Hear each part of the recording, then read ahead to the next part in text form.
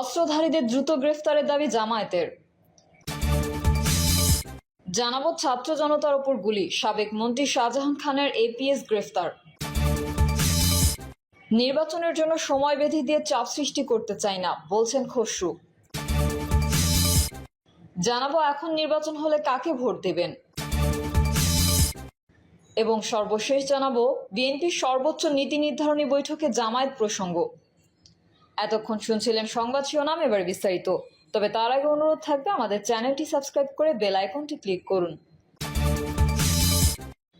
অস্ত্রধারীদের দ্রুত গ্রেফতারের দাবি জামায়াতের। বৈষম্য বিরোধী ছাত্র আন্দোলনে শিক্ষার্থীদের ওপর প্রকাশ্যে হামলা চালানো অস্ত্রধারীদের দ্রুত গ্রেফতারের দাবি জানিয়েছেন চট্টগ্রাম মহানগর জামায়াতের আমির ও সাবেক এমপি শাহজাহান চৌধুরী। শাহজাহান চৌধুরী বলেন, ফ্যাসিস্ট আওয়ামী লীগ সরকার দীর্ঘদিন ধরে খুন, গুম, অর্থ, মানব পাচার নানা